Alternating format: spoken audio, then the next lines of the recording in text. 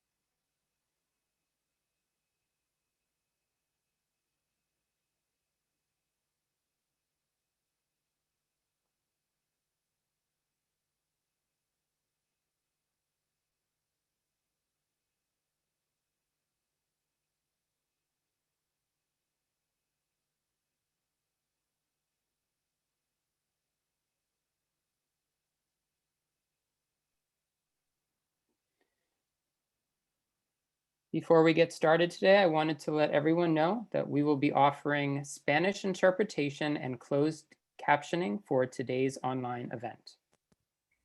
Antes de empezar, yo quiero informarle a todos que estamos ofreciendo interpretación en español y también va a haber subtitulados tanto en inglés como en español. To access Spanish interpretation, you're going to click on Interpretation in your Zoom webinar controls. Para ustedes acceder a lo que es la interpretación en los controles en la parte inferior de su pantalla, ustedes le van a dar ahí al área de interpretación. To access English closed captioning, you can click on the CC closed caption icon in your Zoom webinar controls. Entonces, para ustedes acceder a lo que son el subtitulado en inglés, simplemente tienen que presionar el botón donde dice CC y entonces ahí ustedes pueden elegir si son el subtítulo o quieren ver la transcripción. And finally, to access Spanish closed captioning, we will be putting the third-party link in the chat box to view closed captions in Spanish. Y para ustedes poder entonces ver los subtitulados en la parte, en español, perdón, en donde está la caja de chat, ahí vamos a darle el link o el enlace para que ustedes se puedan conectar y ver el subtitulado en español. Thank you, Ana. I'm going to go ahead and assign you to the Spanish channel. Okay, you're welcome. Welcome, everyone, to Candid Conversations, Voices from the Village. My name is Rich Overton, and I will be your Zoom support for today.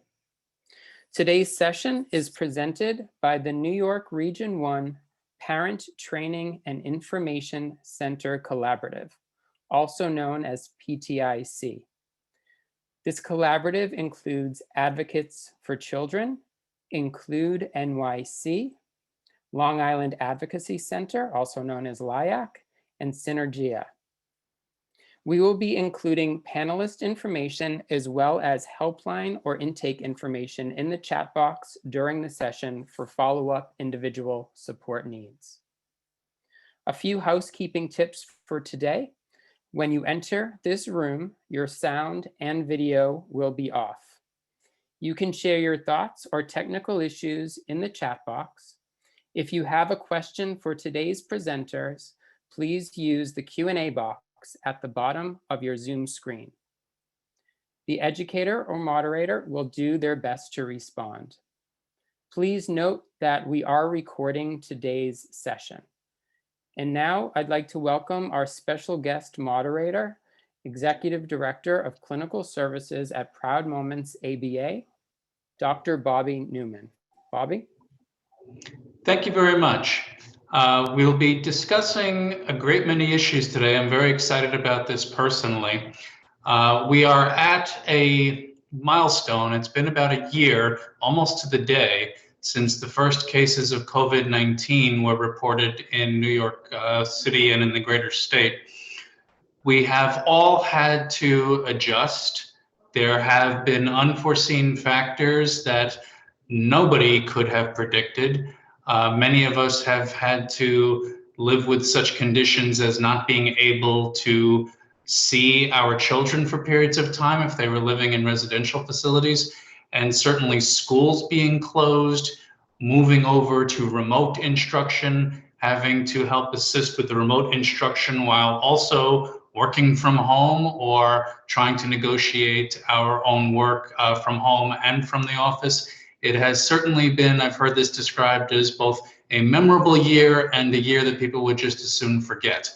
But the impact is still ongoing, and I think our panelists are going to have a great deal to teach us today about how we have adjusted and how we're going to have to continue to adjust moving forward.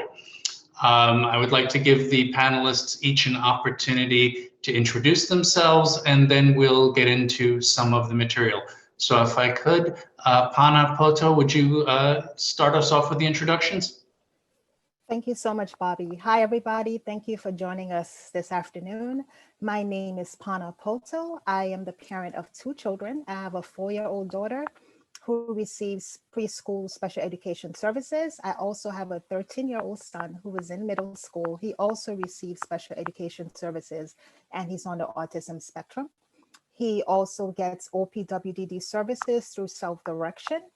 And both kids have been fully remote since March. So it's been a very, very long year.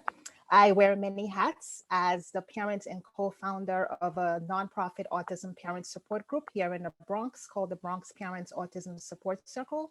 And I am also the manager of parent and family engagement, early childhood at Include NYC. And now I'll pass it on to Paola. Thank you, Pana. Thank you so much for everybody being here today. My name is Paola Jordan. I am also a parent of twins. They're gonna be 13 next week, a boy and a girl. And they currently are going back to school. They're middle schoolers. We start doing blended, then schools close. We did remote 100%, and now they're going back to the building, and they're very happy about that. My girl is part of the NEST program, is the Department of Education specialized program for kids on the autism spectrum disorder. And my son is attending a regular ICT classroom. Neither of my kids are eligible for any other services, including those from OPWDD. I am also an aunt. My older sister has 2 kids, her older son who's 19, and her youngest daughter who's 12. Both of them are also autistic. And very recently, our niece, she also has a medical condition, so we're navigating a different system right now. I am also the coordinator of the Autism Initiative at Sinergia, and I am the co-director of the Metropolitan Parent Center, where we are able to support families in New York City who have questions navigating the special education system. Now, I would like to pass the baton to my colleague, Kim. Thanks, Paola. I'm Kim Madden. I'm a parent of a 17-year-old who will be 18 in May. Actually, I'm a bit in denial of that bit. And he has a neuromuscular disorder. He uses a wheelchair, G-tube.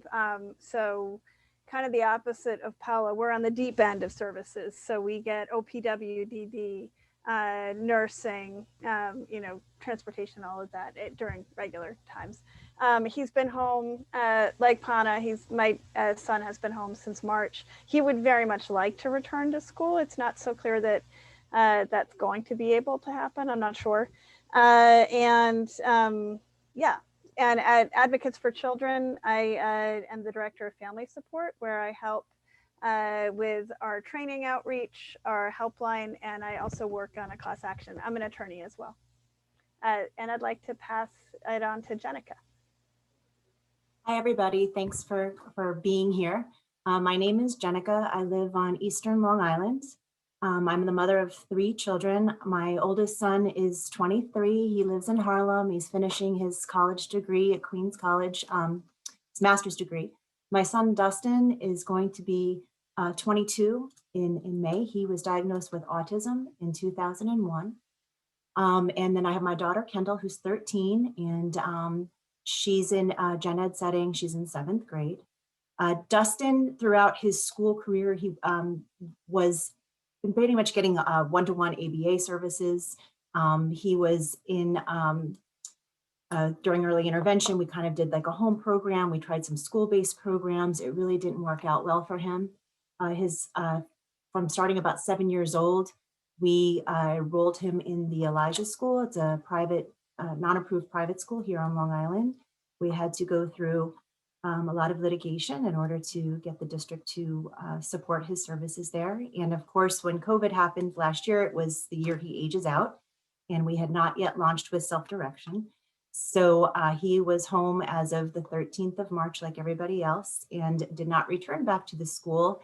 And it delayed our launch for self-direction, which wasn't until October of 2020.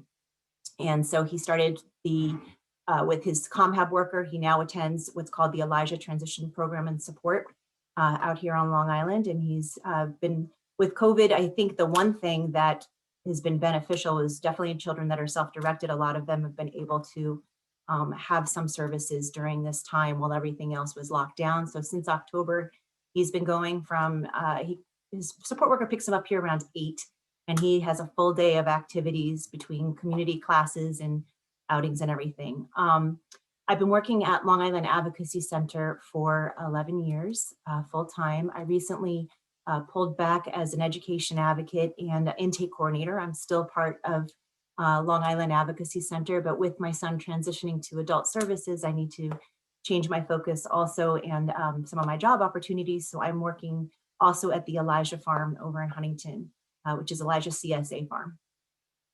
So, and that's about it. Well, thank you, Jenica, and thank you everybody for being here, our panelists. I want to transition off something Jenica talked about, and that's transitioning. This has been a year which has really called for flexibility. In my own work, I should introduce, I work primarily with people diagnosed on the autism spectrum and their families. And there have been all manner of fallout, as we were mentioning, from the pandemic, and things that people really don't even think about, such as students that I work with who only eat, you know, a very limited diet, for example, and then hoarders went and bought all the Cheerios, and now what? Because there's no Cheerios. So we've really had to think about adjustments, people who thrive on routine and schedules, and then their schedules are completely gone. So I'm going to throw it back to our panel now. What I would really like to talk about is how we've had to manage this flexibility and this blending from all remote to live to back out again. How have you accessed services? How have you managed this whole difficulty in terms of from 1 week and 1 month to the next, the rules changing, conditions changing? So if you can give us a little bit of your experience, and then also please make any recommendations that you would care to make to our attendees. And Pana, just because I introduced you first, I'm going to throw it to you first. Thank you, Bobby. So, you know, as I mentioned, when I introduced myself, my kids have been fully remote since March. And I just kind of stuck with that. So even when schools reopened last year, I still kept them remote. And it was more, you know, we all have our risk tolerance level when it comes to COVID. And for me, I just did not feel comfortable sending them back into the school environment. You know, I certainly respect the views of others who have decided to send their kids back. But for me, I decided, you know, I'm just going to keep them home for now. But it has really been an adjustment. It has been a transition, trying to juggle working from home full time while having to juggle both kids. So my husband and I, we kind of tag team. He works with our son, who has like a full day because he's in middle school. And then I work with our daughter who's in preschool. And so that has been interesting because there are some days I'm literally, I'm cutting out arts and crafts while I'm at a webinar. So it's, you know, it's been a really interesting transition, but the kids have done really well with remote. Of course, for my son, because of, you know, how his autism affects him, he's not able to sit at a computer and be fully independent. So he needs somebody sitting next to him. And for my daughter, she's a little bit more independent, but she still needs someone who's sitting next to her as well. So it's really been an adjustment. I've really had to be good about managing my time to make sure I am fulfilling my duties as an employee and as a parent. Paola, can I throw it to you next to talk about this same issue of our flexibility in our multiple roles?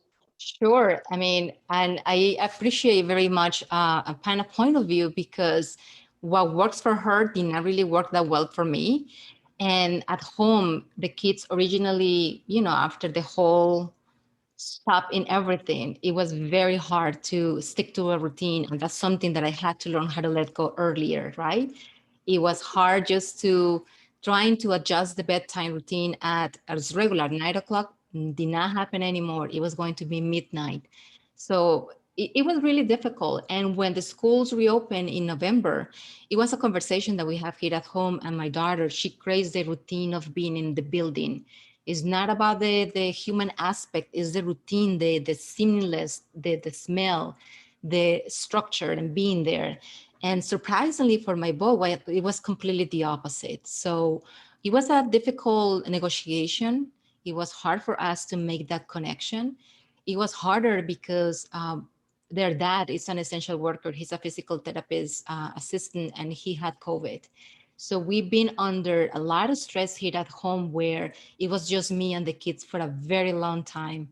And seeing their emotional and social emotional health and well-being deteriorated, it really puts that into perspective that they needed to go back to school. And right now they're going back to school. And now the challenge is to readjust one of the twins, that's me and my boy, to going back to the routine. And it's been taking a lot of work, teamwork, for all of us to be on the same page. But I think that the biggest lesson in this experience is for us to learn how to let go certain standards that we had before, that we thought the doctor says this, the therapist says something, the specialist says X, nothing works at home. And we went through a self journey at learning how works best here for home. And when sharing this with other families, just to be mindful that our circumstances were pretty unique. And so far, I think that we're onto something, because both kids, they're happier than ever. I'm really glad to hear that. And if I can throw in something from the academic end, there's a journal, Behavior Analysis and Practice, and there was an article in the last issue that really hit me, talking just about the pandemic and telemedicine and everything related to it, telehealth. And one of the things that was said was the expectations that were put on parents were not only unreasonable, they were unrealistic. You were supposed to assist in the homeschooling. At the same time, you were supposed to work from home. At the same time, you were supposed to, there just weren't enough hours in the day. And again, talking about conditions, things changed. Again, how many hours a day of screen time are we allowing our children? How long are we going to allow them to be on the iPad? Well, that all got blown to Hades, because now we had so much more time on our hands, and keeping everybody appropriately occupied for so much longer while they weren't in school, certainly very, very tricky. And again, I salute you all for managing your work life and your family life and everything else. Really do appreciate that perspective. Kim, can I throw it to you next? Yeah, absolutely. And I was really interested, Paola, to learn that your kid's dad is a PT. We never discussed this, but my son's dad is also a PT. Although we had the beginning, I know it was a really tough time for everybody, and I went into full-on panic mode, protective parent, where I was terrified of COVID. I told my husband, he worked inpatient with people that, it wasn't on a COVID floor, but it was with people that were very likely to have COVID. Most of his coworkers did get COVID. And he took a leave at that time, which actually worked really well for both him and the hospital that he worked for. But it was a really tough decision, because he loves his job. And he went back in June. And we stopped all services. So my son went from having, 2 paras, a nurse, 4 therapists at school, 3 special ed teachers, to me and my husband.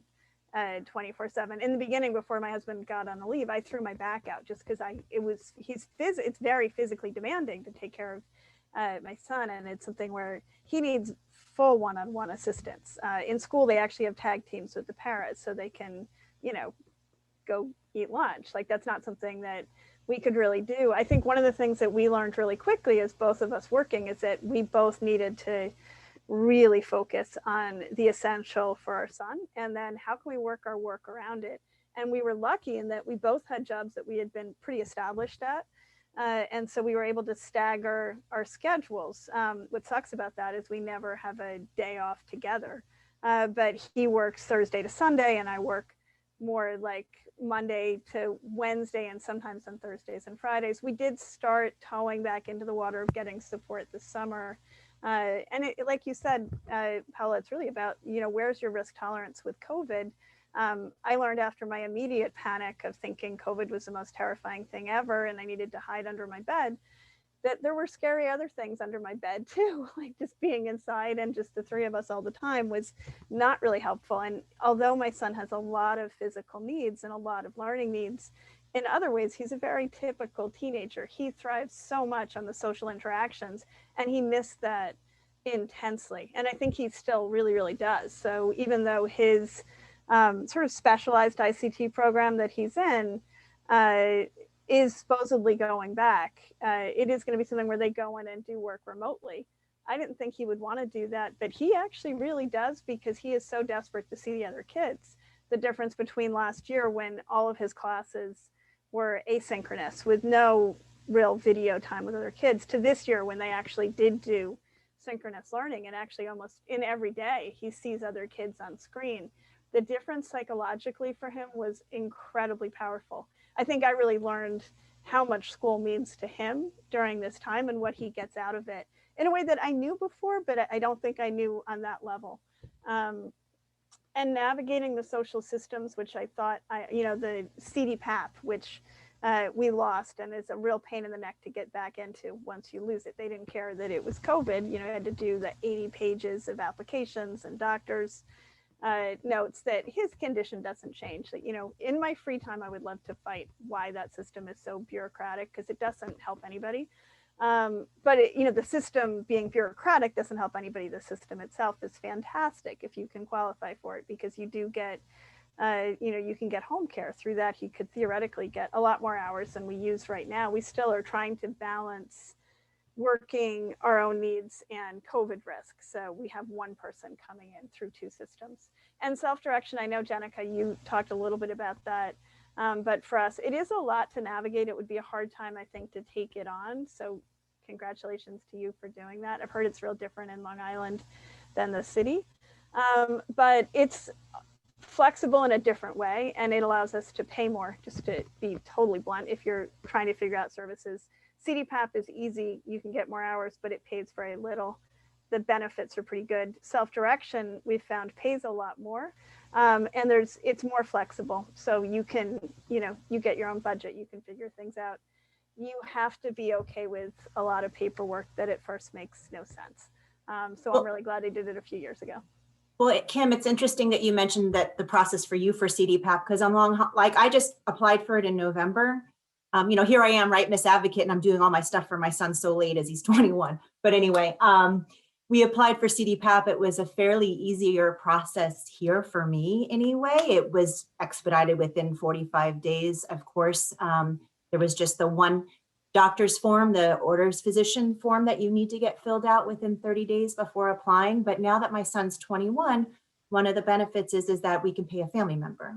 So my husband, which he loves, is which my husband loves this. He's my son's personal assistant, which is about right. At this point, I'm almost thinking Dustin's like faking his autism, so we can just, because he's like a king. He gets driven everywhere. He's out in the community. He's doing his favorite stuff. But for us, it's been helpful for right now anyway, so we can supplement, because with self-direction, sometimes you need to pay money out for things to get reimbursement. So it's helping on that end. So that's really great. Bobby, for those of you, of course, that don't know, after my son was diagnosed and trying to learn about autism and ABA, I used to go to a lot of Bobby Newman's workshops and trainings that he did through other organizations. And, you know, Bobby, I've told you this a million times. One of those first things that I learned when I think, was it through CUSAC when you did the intro to ABA? And you taught us about the need for consistency. And you're specifically talking about, you know, teachers and therapists and being consistent and as it relates to the principles of applied behavior analysis and reinforcement and how you got to be so careful, with the caveat for parents of being like, you need to check with yourself. And if you can't be consistent that day, just don't even start. And I've told you that's been freeing for me since my son was like 3 up until now, and especially with COVID, just being able to let a lot go. At first, I was actually really enjoying having the kids and this time with them together. Like that's been great. My daughter, I'm pretty sure, could have a doctorate in TikTok about now, and it might be done at 3 in the morning. My son, you know, he was kind of hard to get prompting and going, but he's doing really great now, again, with self-direction. And who's calling me? My mom's calling me, Mom. But anyway, so it's been, you know, that again was a lifesaver for me, you know, prior to children, prior to education advocacy and everything my son taught me, you know, I was a bartender. So, you know, it's the education I've gotten through my son has definitely been just incredible. And the ability to be able to have the opportunity working at Long Island Advocacy Center, working with all of you and helping families and helping each other has just been remarkable. But yeah, again, with self-direction and with the services, it's a very different. It was funny because I got contacted, I think it's through Advocates for Children, right? There's this panel about families with children that have aged out that are trying to get that year that we lost due to COVID and another year in school. I don't want to look back. This is actually, it's not easy with self-direction as far as creating schedules and if someone was to cancel and everything else. But once you get going, you know, it really is a nice quality of life for my son right now and our team. And we can sit there and we have this budget and it's all about him and what he enjoys and what he loves. So it's been, you know, a lot of positive on that end. Okay, great. And that's wonderful to hear. I'd like to sort of transition off that and just talk about, I guess, as you look back on this last year, there have been the highs and the lows. What would you like to highlight for everybody? What really worked and maybe what didn't really work? Just to kind of, I think, on 2 levels, both one, let people know they're not alone, and also whatever other tips you might recommend to help people who are, you know, like all of us, still negotiating all this. Kim, can I ask you to start us off? Yeah, sure. So I think what really worked for us was really just constantly reassessing and adjusting and not feeling like we were stuck in any one period. I think this is true for probably everyone during COVID, you know, the spring versus the summer versus the fall versus this new spring, it's all really different. So being really much more flexible than I think we've ever been before and pushing back much harder. You know, at first it was pretty obvious that when they moved into synchronous learning, they were not thinking, this is not an uncommon experience for us, but they weren't necessarily thinking of, you know, a learner like my son. And his schedule is packed from 9:30 till, you know, 2 or 2:30, it depends on the day, but just nonstop. And we had to sort of push back and be like, we need a break. He cannot sit in front of a screen. And it's because he gets so many different therapies. We also dropped some therapies that really for him didn't work. We pushed and got in-person therapy, which I know is really hard to get, but we were able to get in-person physical therapy, and that was key for him. It's been very interrupted because of some stuff going on with our therapist and her family, but it's been really important for us to look at what do we really need and focusing on that and letting everything else go. I think other things to get me through when I felt completely overwhelmed, which is often, like, you know, probably this morning, and then I feel better in the afternoon. It's every day is, you know, different. But it's trying to remember some of the good things. Jenica, I think it's interesting. You said you really loved the time in the beginning. In the beginning, I was just so overjoyed to not have to fight with OPT every day. not every day. In our experience in high school, we have had, I think, the world's worst bus driver and the world's best bus driver. And so I always want to be careful about it. But, you know, the worst one does take a toll on you, and having to navigate OPT and nursing and a series of paras, it's really exhausting. And as exhausting as it was to be home, that was something that I felt like, you know, I'm kind of in dread of having to do that again. And I really want to, you know, realize how much less stress it was this year to not have to deal with that.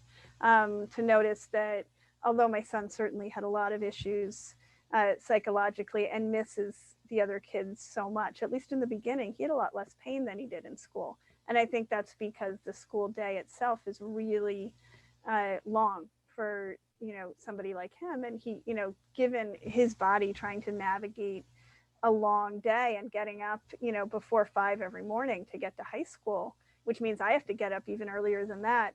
It's been really nice to sleep in a little bit. So I think that's like the highs and the lows mixed together. It's interesting you say that. It reminds me of my co-host. I do a COVID Conversations podcast with Bobby Rogers, a very wonderful parent and advocate up in the Syracuse area. And Bobby, who is perpetually happy and cheerful, one of the things she described from the early days was just how wonderful it was to have her other 2 children home from college. And she jokes that she said, "Oh, the governor says that you have to stay home and play games with me." So she was very much enjoying that extra family time, and they're all playing whatever board games they play every night. And she was, boy, just in her element there. Of course, time went by, but those early days did provide some very happy family time for her, a little bit more enforced exposure with her late teen and early adult child than she had expected. But again, finding those little silver linings and rainbows. Paola, can I throw it to you? Yeah, just thinking about what happened in the last year, I can highlight the mental toll that parents, in my case, here at home, we experience, where you need to be strong for your kids, when you need to be that force for your child, that you are going to reassure that everything is going to be fine. It's still fresh in my memory to know that it was hard for me to go outside and buy groceries, right? And what are you going to do? Is like you need to leave your kid unattended for a short period of time in order to do something as important as bring food to your house. And that's something that I'm pretty sure all of us can relate one way or another. And the trauma that has left behind, now my kids are hypersensitive and aware that when we're running low in supplies, right? So they say, "So mom, so we need to talk." And that's mean, yes, we need to talk. And they're more aware of that. And they're more connected with what's happening here at home. I mean, something that it was unexpected. We're trying to do the best out of the situation. Now both kids are more active here at home. And I was sharing with my fellow panelists during the preparation for this presentation that we use the 3 opportunities that we have during the day, no matter what. That's around mealtime, that we intentionally create hours for us to get together and to do something as a family. And it took me a whole year, but right now they're able to be a little bit more independent in the kitchen, right? So for example, Maya, she's able to use a knife. Both of them are able to use the stove.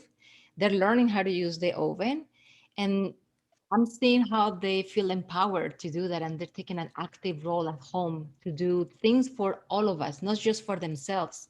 So I think that in having such a difficult situation as parents, and I'm pretty sure, and I would love to hear from the people in the audience, if you guys can share in the chat, something that you guys can share with us that in spite of everything, this is something that we accomplish.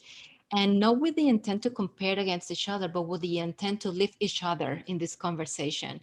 Because when we were thinking about doing this, to be ourselves in this, I would say, vulnerable position to share our experience with all of you, is with the intent to know that, you know what, I can relate to your story. I can relate to what you're saying. I can relate to Kim. I can relate to Jenica of Pana with her 2 kids.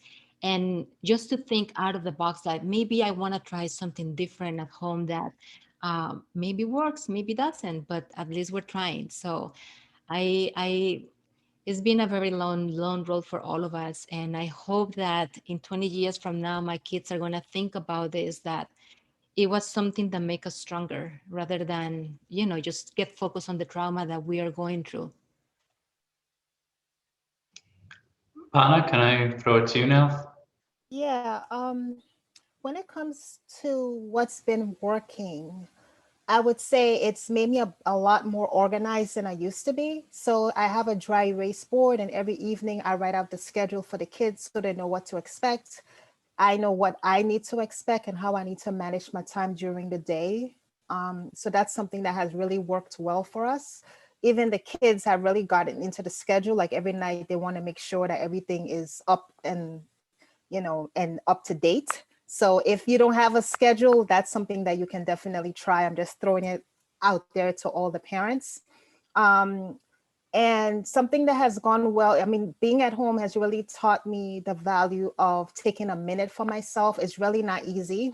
You know, I live in a small apartment. I don't have a yard that I can just go out and lounge in the yard. I feel like sometimes the walls are closing in on me, but I do try to take time at least once or twice a week just to get some exercise in so I don't go crazy, because sometimes I feel like my back is hurting, my feet are hurting, because I don't think we were built to be living like this. Like I'm just being very honest, right? We all go to work, the kids go to school. That was the routine. And now 1 year later, it's starting to take a toll. And so I'm just trying to find a way to make it work, because I don't know how much longer we are going to be going through this. Something that I have been struggling with is, I know I mentioned I take time for myself, but just trying to make that a priority, because I see what happens to me physically when I don't take time for myself and I don't balance that. And then trying not to internalize the stories that I'm hearing from others, because through my work on our helpline that include NYC, I see that a lot of families are really struggling right now. This has been really hard. Remote learning is not working for all our kids. It's worked really well for my daughter. I can say that. She's usually very shy. She shuts down in public, but she shines on that screen. Like she loves her therapist and her teacher. She calls them her best friends. And there's a part of that makes me a little sad that she's calling the therapist her best friends, because it just shows that she does need that social interaction. But I do hear from families that are really struggling right now, trying to make everything work. You know, and I would just say to the families out there, just give yourself some grace. And as Paola always says, what is your bottom line? What are you able to let go of, as Kim had mentioned? Because we're not going to be able to do everything. And there are some things we're just going to have to be comfortable with letting go of. And Jenica, I'm going to throw it to you. And since Pana just gave us such a wonderful transition there, I'm going to take advantage of it. So in addition to any contributions you might like to make on the last question, what kind of compromises have we had to make? I mean, I made reference to the fact that there used to be a lot more limits on screen time with a lot of the families that I worked with and similar sorts of things. How have you found family life, again, changing, rules relaxing, rules having to be tightened, that sort of thing? For me, well, I'm not that great with structure to begin with, because it's just, you got to roll with everything. I'm just, you know, I have to tell you, my top thing I'm just so thankful for. It was a year in January since my son had a tonic-clonic seizure. So he's been seizure free for a year. That was a big fear for me during COVID. He had his first seizure when he was 18. And it was a little bit rough there. So I'm just so thankful that that was going okay. That's been really, really difficult. And, you know, even with that, I started letting more things go. And I just really, I really am more about kind of the mental health with things and everyone being happy. You know, I would talk to friends sometimes, and I feel like, I know we're preaching to the choir to some degree with everybody that's participating today. I feel like to some degree, we all maybe adjusted better to some degree than our friends that have never experienced disability, because we're used to having to be leaving restaurants or not being able to go somewhere or something going on. One of the things I kept telling, you know, my family or friends that are really struggling is that, you know, on the good part of it is, you can't get away from this. You can't go a town over, you can't move out of state, you can't go anywhere to get away. So just might as well make the best of it. And that's always kind of how I've been, is that, whether you're upset or not, it's still the same situation. So you try to make the best of it, not to dismiss that I have not gotten frustrated. We also wound up with a lot of chickens. I've got like 20 chickens. I just kept buying chicks. I don't know what that's about. It was like a hoarding thing, but we also are going to do a chicken project at the Elijah Farm CSA that my son is helping to spearhead with that. So we can create some community classes with the chickens and hopefully get some eggs going. Maybe we can train some behavior analysts, Bobby. That might be fun. I think on the education advocacy thing, one of the first things that happened when we shut down, we used to get a lot of calls. They're starting to happen again now, but we had a lot of calls, a lot of times with school avoidance behavior and situations with families struggling with their children, whether they're being bullied at school or have some anxiety because they don't have the right support, or maybe they have a 504 and have the Crohn's disease or going through cancer treatments where they can't always attend. And, we just needed some sort of flexibility. We needed remote opportunities, and it was such a fight. And families would have CPS called on them out here for their children not attending. And I understand there's a process for it and why you have to do it. But like seeing all this creativity with technology, as frustrating as I am if I get one more app, it's really been beautiful. And I hope that continues to grow. I know from my daughter, my typical daughter, with her, one of her English teachers talked about that she was able to differentiate a little bit more. Lucky for me, my daughter hasn't regressed. She's actually, gained skills and kept everything from last year. So the teacher's able to keep excelling her in English where some of the other kids have regressed significantly. So, I mean, on that end, I'm excited to see some adaptability and, right, the home was supposed to be the most restrictive environment, but it's giving a lot of great opportunity for children, for families to work on some of the skills like the cooking, like you had mentioned, or even the toilet training, or just, simple things. So that's some of the great things about it. Great. And you're right. In fact, I can tell you that programs that have offered opportunities to behavior analysts to train chickens have had a waiting list. So you may actually find a great many takers for that. I'll give them your contact information. Would any of our other panelists, I don't want to necessarily call on anybody, but if there are particular, Paola, I see you nodding. Were there any sort of, again, compromises or anything that expectations being altered significantly that our listeners should hear about? Yes, I mean, at home, what I noticed regressions was in the social and emotional and mental health of my kids. And as Hannah always say, like when we talk, is that's the bottom line, right? And I always frame the work that I do here at home is like, what's my bottom line? What I'm willing to compromise, what I'm willing to give up. And I made an informed decision with my kids that our focus is going to be in the mental health component, in the social and emotional component, and academic and therapies and everything else. If it's happening, it happens. But I was able to see how it was impacting my kids here at home. And I decided that that was going to be our priority. I know that it's going to be hard for some families just to listen to this because it's like the reverse, right? Like for so many families, is it going to be the opposite? And what I'm saying here is that is what works best for the family. At the end of the day, we are here on our own. We have no support. No one is coming here to support us. We don't have family. We don't have aunts. We don't have grandmothers. We don't have no one. It's just my kids and I right now.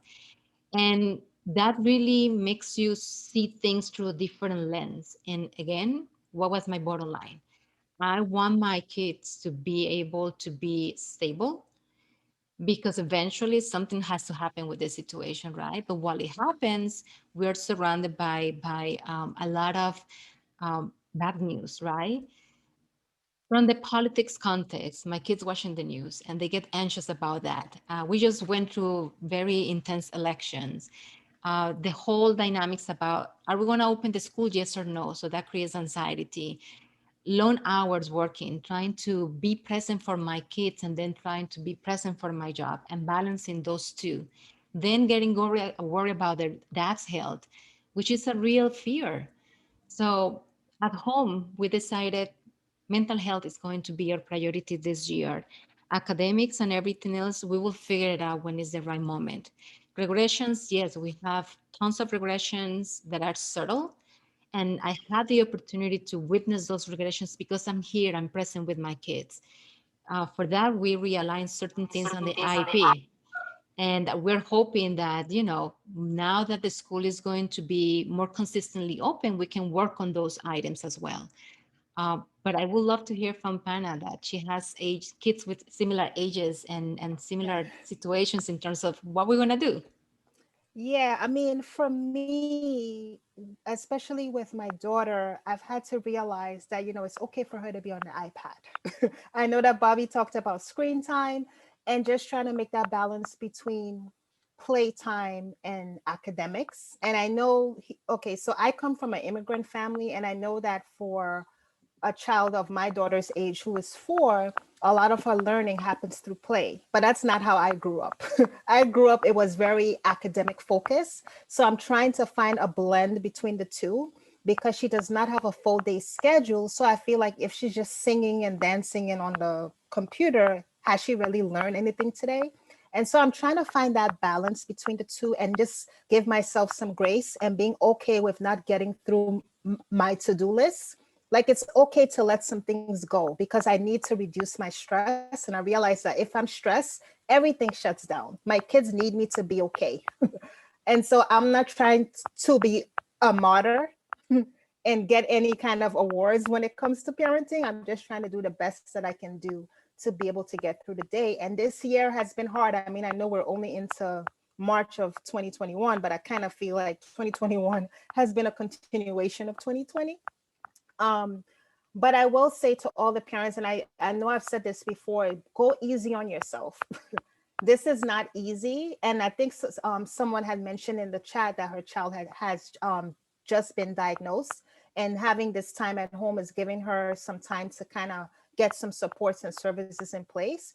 And I really agree. I mean, I think that this pandemic I know there's been a lot of loss, which I've also experienced, but I feel like this pandemic has also allowed us to be able to slow down.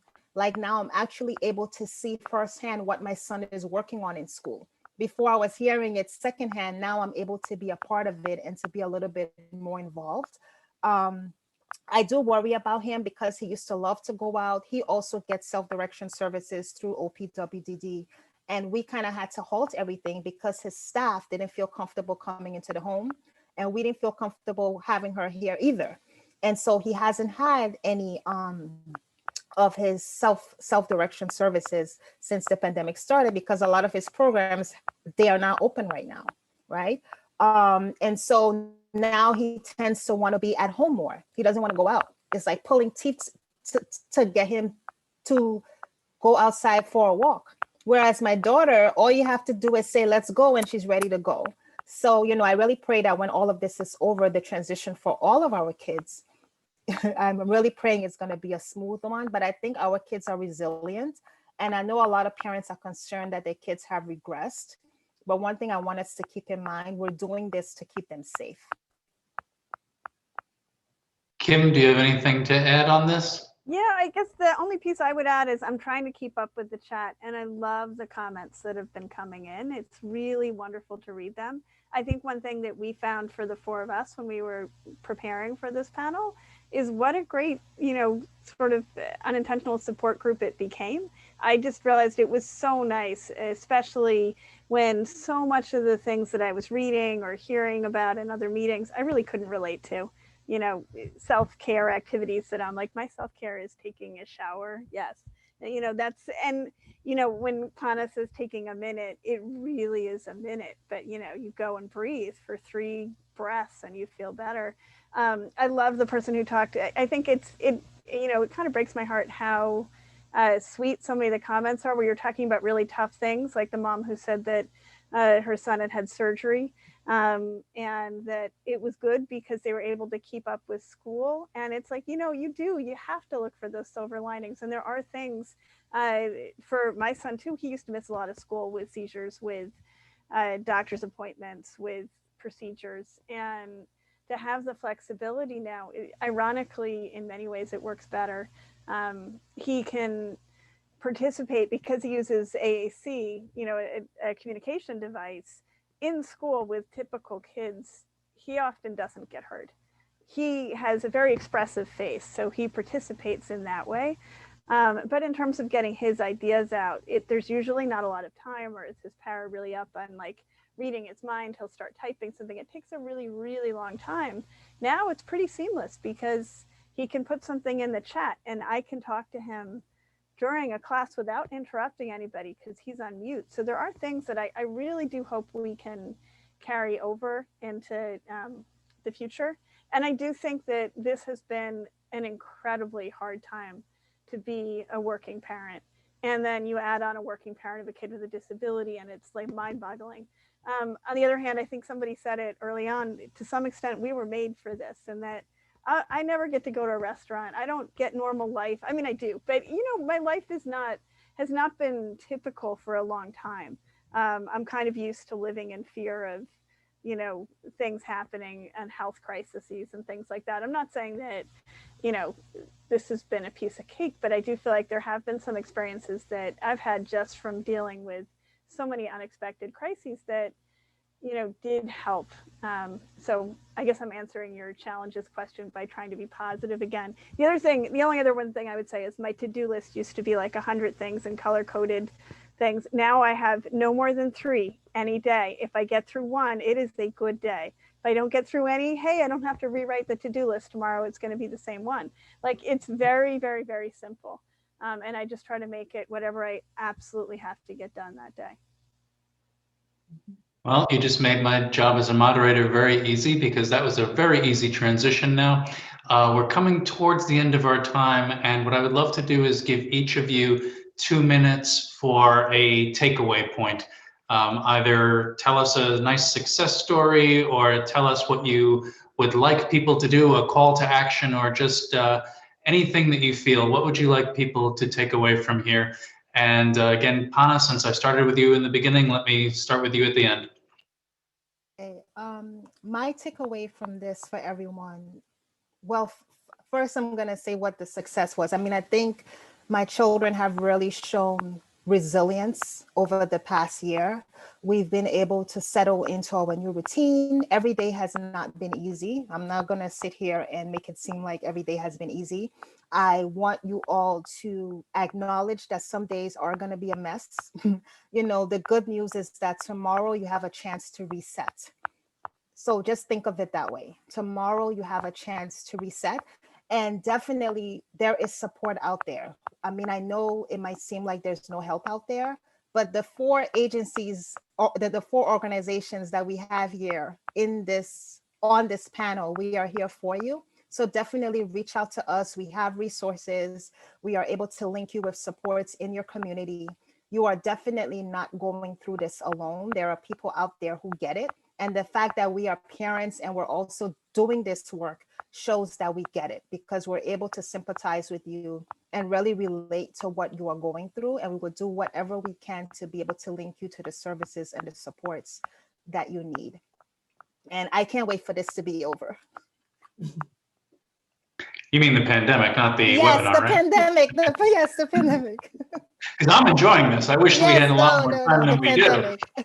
do. Okay, good. Paola, can I throw it to you? Sure. I think that my success story is that I had the privilege to be at home for my kids' year when they're going through so many changes. Pre-puberty is one of those unique times in a person's life, right? So I had the privilege to be here and be present for both of them. And what I would like to say for families is that identify your family priorities and build around that. Most of us are connected in social media and we're seeing a lot. And sometimes you're seeing, for example, the success stories, right? But you don't know the work behind that. And what I'm saying is that it's going to create in me a feeling that of failure, like, what did I miss? I should have worked harder. Why didn't I do X, Y, C, and D? I'm constantly comparing, like, my goodness, why I'm not able to do what this other person is doing, right? And I have to tell you, there is always, always more beyond the headline. And I'm hearing from families, and I'm acknowledging the comments that we got in our chat. Thank you very much for all of you guys to be so actively engaged. Yes, when we parents trying to communicate how we feel, what's happening at home, in certain spaces, we're not going to be acknowledged. People are going to think that you're exaggerating. I can guarantee you that all of us here in this panel, professionals working for you and by you, we believe you. We've been there. We're walking the same walk as you. And we know how it feels when you're not being validated. And that's what we're trying to do here when Panet's talking about like the job that the parent centers do, right? So I just want to say that just be mindful, trying to focus on your family. This is a very, very difficult year. I personally don't know what's going to happen in 1 year from now. I'm living one day at a time, and I'm taking it like one step at a time. And as long as we're COVID-free, I'm able to pay my rent, my kids are happy, I can take them to the regular doctor's appointment without that fear that it's going to be a couple of months in waiting list. I am satisfied with that for now. And I want to invite all of you guys to always focus on your priorities as families and then start building around that. Paola, I'm not sure if you're aware of this, but as you were speaking, beams of light have now surrounded you from your window coming through these shades. And it made such a wonderful effect as you were doing that. It really, we got a sign from heaven on that one. So that's, I'm glad we're recording this. Kim, can I ask you to contribute? Yeah, I feel like you should have the soundtrack, the sort of sound behind you. Yeah, it was great. I think, you know, just to echo what both Pana and Paola had said is, you know, really focusing on the priorities. I know I said I have three things on my to-do list at all times, and that's it for a day. I have a monthly calendar up where I write one thing. I'll be totally honest, I've written bathroom on there for a few months now because I can't figure out redoing that. It's a big project, even though it'd be really nice to have a more accessible bathroom. But, you know, like just really trying to focus on, like, for us, it's like the most pressing medical issue. And yeah, his GI doctor might be a little mad that we're not making it. We're sort of ignoring some of the stuff we're supposed to do, but we need to focus on this other thing first.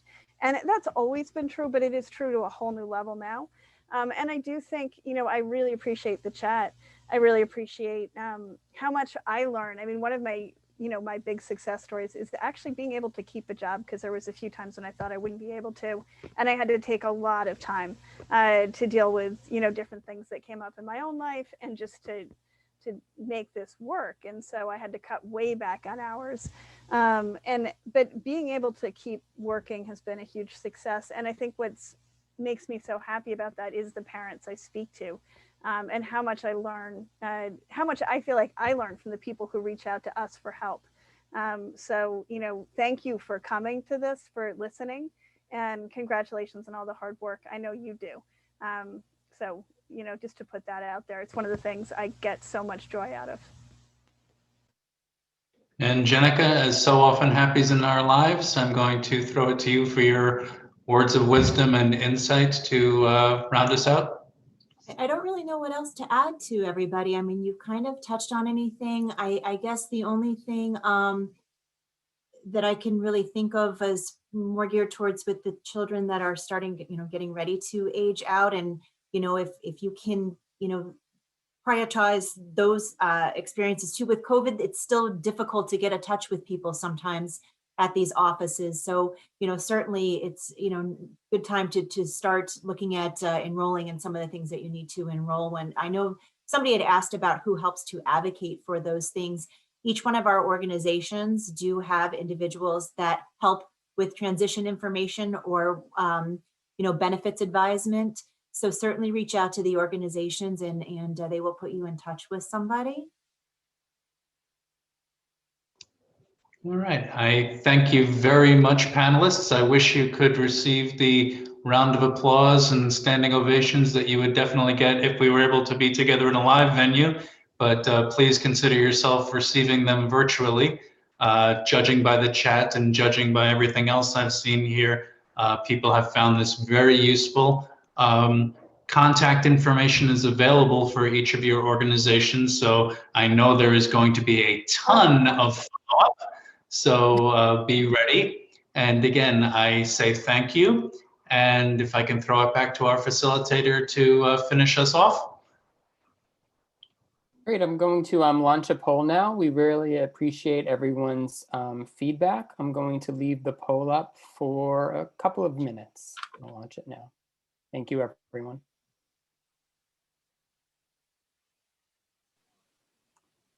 Oh, Rich, do we take it too? No, you don't have It's popping up. to.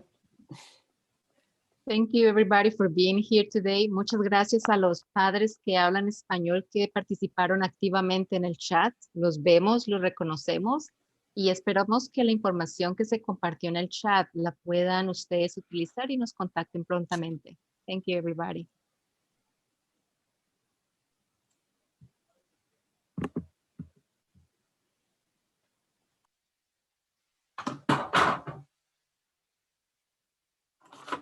I printed out pictures of right back to the advocacy days when we would go to IEP meetings and stuff. But I got my son's doing his farming, and well, that's when he was little. That's when he was little cute little bug, and his yoga. I love the yoga one. That one cracks me up. Looks so He's such a big relaxed. chooch now. He gained so much weight from the seizure medication, and then with COVID, I mean, he went from 180 pounds to 230 in like a year. And Wow. now that he's with self-direction and walking around again, and exercise is one of his life goals, he's cut down about 25 pounds. So I'm excited Wow. about that. That's good. Well, and he's probably put on some muscle doing that farm work at the Elijah farm, so it's not all fat loss. There's probably some muscle gain as well. Yeah, it's good. It's good. I got to visit more often at the farm. I always enjoy it. Well, we've been, restricted with COVID also. So haven't been allowing, we were doing baking on the porch with Susie, but then it got too cold. So those community classes have been restricted and visitors, but we're hoping to open up soon because we love it when we can do community events and harvesting together. I still want to look into the possibility of planting a little row of hops somewhere so we can make some beer. I homebrew as a hobby, people. It's a little thing. I just want to follow up with Rich. I hope that we have really good responses, and for the people in the audience that we still are with us, it's very important for us to hear your opinion about this presentation. And lastly, at the end, you guys are going to receive an email with a list of resources that the four of us have put together. And those are resources that one way or another, we have utilized ourselves, which is really nice. And we hope that you find the usefulness as well. And finally, please, we want to invite you to visit our websites where all of us, we have different events for all of you, webinars, the one-on-one services, the recreational programs, and the support group. Without further ado, thank you very much for being here today. Thank you. Thank you all. I'm Bye, going to go thank ahead and Thank you, everyone. take the poll down. Thank you all. Thank you. Thank you.